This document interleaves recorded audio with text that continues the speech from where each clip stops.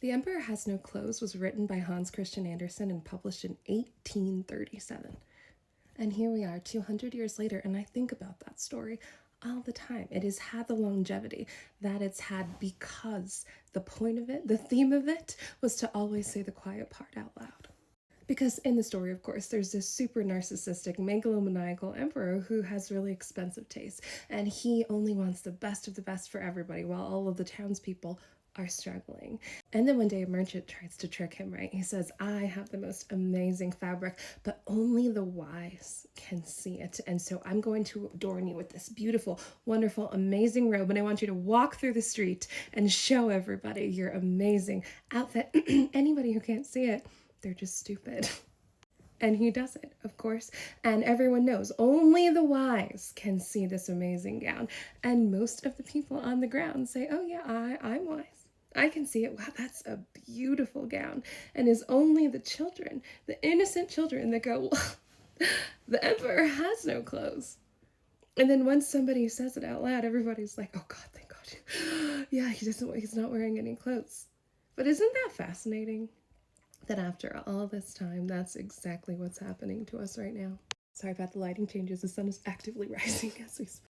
Because when you put photos side by side like this one and this one and this one, it's very clear to see that the emperor has no clothes, right?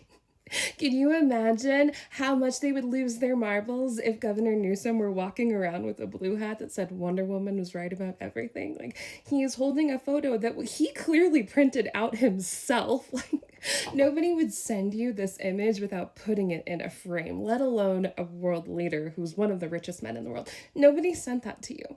You're making that up. And I'm sorry, but you have no clothes. This is insane.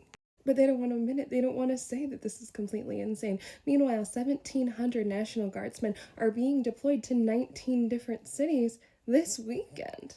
And if it's not a big W, then why is it W-shaped, right? Because what would you call it if it were an adversarial nation that did that? If it took armed troops that were in all of their military gear and a bunch of tanks and Humvees and long sticks with fire in them, what would you call that? If they invaded 19 American cities, what would you call it? This is an act of W from the Joker administration, and I'm sick of everybody just tiptoeing around it like, oh, don't say that, you're crazy. I really appreciated what Governor Newsom said the other day in the press conference, where he's like, it really takes a lot of privilege for you to not think that this is a very big deal. Yeah, maybe for me it's not a big deal. I'm a rich white guy. Yeah, I'll probably be fine. But tell that to the people who are too afraid to go to the grocery store, who are too afraid to leave their homes, who don't want to go to school, who are scared to go to work because they will be taken. To the people in Texas that are like, yeah, I don't know if it's that big of a deal that they stole their votes. Yeah, that's because you probably didn't have any impact in your voting rights. Where if you're a Black person who lives in Texas, your power in the box has been cut by 80%.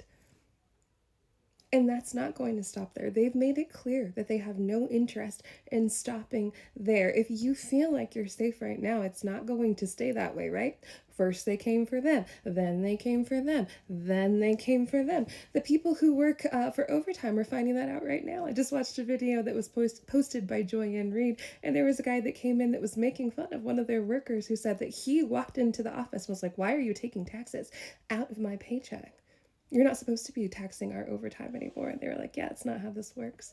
We're still taking all of your taxes out, and you could maybe put it towards a deduction at the end of the year, but it's only, $12,000 or whatever. It's not all of it. And these people were flabbergasted because nobody in their communities and in their areas is willing to say that the emperor has no clothes. Well, that's not going to be me. He has no clothes.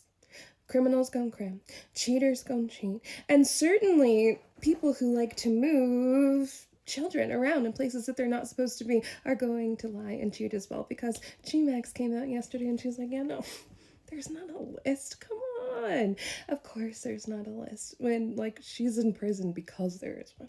She wasn't giving puppies to nobody. Of course, I'm sure she would like to argue that, but we know that she wasn't giving puppies to nobody. She absolutely was doing it to people who had a lot of money, and we'll see what happens about that. But it's fascinating watching people come out and say, why would we believe her? She's a liar.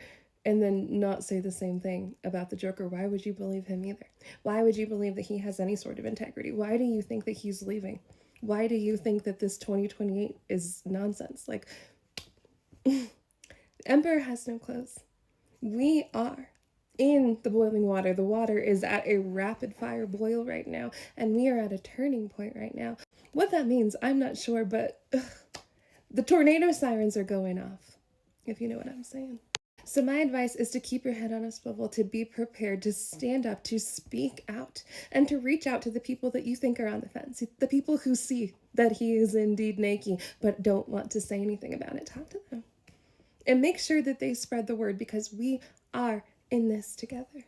Speaking of being in this together, thank you guys so much for getting me to 1,000,000 likes. I know that that's not a big deal to a lot of people. Some people get that in like a week, but it took me a really long time to get to that point now. So thank you. Thank you for being here along the way with me.